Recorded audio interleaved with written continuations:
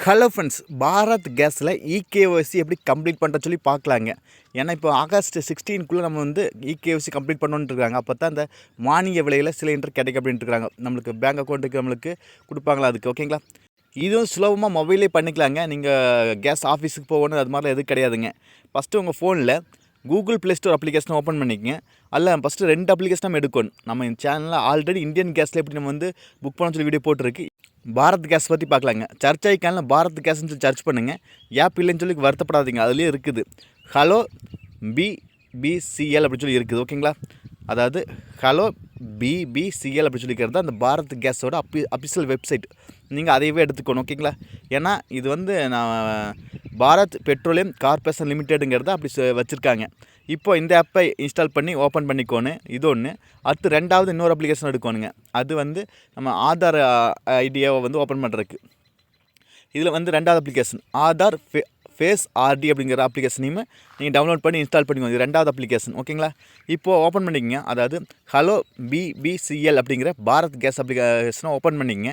Open பண்ணோன்னு இப்படி தான் லோட் ஆகி இந்த மாதிரி தான் வருங்க. இது வந்து ஸ்க்ரீன் ரெக்கார்டு எடுக்க முடியல, அதனால் இப்படி எடுத்துக்கிறேன். இப்போ வந்து நெக்ஸ்ட் கொடுத்துங்க, ஓகேங்களா? இப்போ வந்து நம்மளுக்கு சொல்யூஷன் கேட்குது, இல்லை நெக்ஸ்ட் கொடுத்துங்க. அடுத்த பேஜ் வரைக்கும் இது லாங்குவேஜ் என்னவோ அதை செலக்ட் பண்ணிங்க. நான் இங்கிலீஷ் கொடுத்துக்கிறேன், அதாவது காமன் லாங்குவேஜ் இங்கிலீஷ். அதை கொடுத்துட்டு அப்ளை லாங்குவேஜ் அப்படின்னு கிளிக் பண்ணிக்கிறேன். இப்போ வந்து நோட்டிஃபிகேஷன் அளவு பண்ண கேட்குது, நம்ம கண்டிப்பாக கொடுத்துங்க, அளவு கொடுத்துங்க.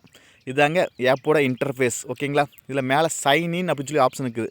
ஃபஸ்ட்டு உங்கள் ஃபோன் நம்பர் கொடுத்து லாகின் பண்ணணும், அப்போ தான் இது உங்களுக்கான ஐடின்னு சொல்லி வரும். இப்போ சைன் இன் கொடுத்தோன்னே உங்கள் நம்பர், மொபைல் நம்பர் கேட்குது. நீங்கள் ரெகுலராக கேஸ் புக்கிங் பண்ணுவீங்களே, அந்த நம்பரை இங்கே என்டர் பண்ணணும். அந்த நம்பரை தான் என்டர் பண்ணணும். அதனால் அந்த கேஸ் ஆஃபீஸில் இல்லை கேஸ் புக்கிங்கில் என்ன கொடுத்துரு அந்த நம்பரை இங்கே என்டர் பண்ணிவிட்டு கீழே செக் பாக்ஸ் இருக்குது, அதை டிக் கொடுத்தீங்கன்னா உங்கள் நம்பருக்கு ஒரு ஓடிபி வரும், பாஸ்வேர்டு வருங்க. அந்த பாஸ்வேர்டு ஆட்டோமேட்டிக்காக அதுவே எடுத்துக்கு. சப்போஸ் எடுக்கல அப்படின்னா நீங்கள் மெசேஜில் போய் பார்த்து அது என்ன நம்பரோ அதை இங்கே என்டர் பண்ணிங்க. சப்போஸ் வரல அப்படின்னா பக்கத்தால் ரீசெண்ட் ஓடிபி சொல்லிக்கு அதை கொடுத்து மறுபடியும் ஓப்பன் வர வச்சுக்கலாம். இப்போ நான் கன்ஃபார்ம் கொடுத்தேன், எனக்கு வந்துருச்சு, நான் கொடுத்துட்டேன்.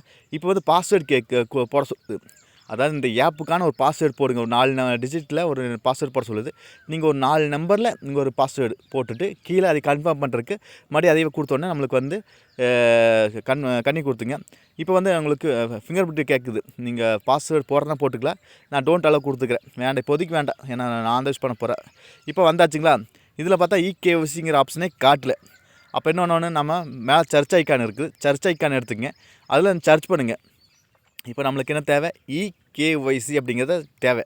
அதனால் இங்கே இகேஒய்சி அப்படிங்கிறத டைப் பண்ணிக்கங்க. டைப் பண்ணுவோன்னு கீழே பார்த்தீங்களா ரிசல்ட் வந்துருச்சு ஒரு ஆப்ஷனு. அந்த ஆப்ஷனை கிளிக் பண்ணிங்க.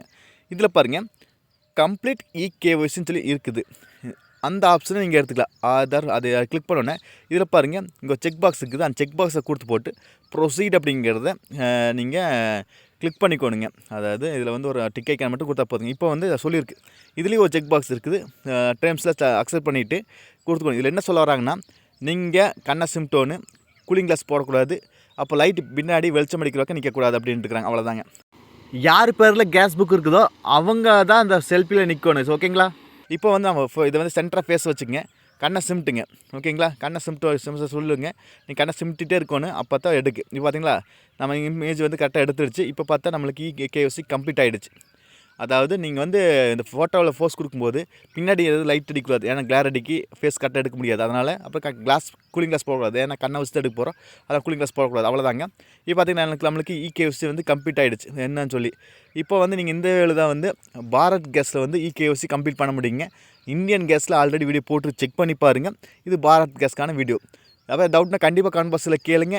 நீங்கள் நம்ம சேனலுக்கு இப்போ தான் முதல் தடவை வரீங்க அப்படின்னா நம்ம சேனலை முடிவு பண்ணுறதுக்கு சப்ஸ்கிரைப் பண்ண மறந்துடாதீங்க. சப்ஸ்கிரைப் பண்ணிவிட்டு பக்கத்தில் ஒரு பெல் பட்டன் வந்து அழுத்தி ஆள் கொடுக்க மறந்துடாதீங்க.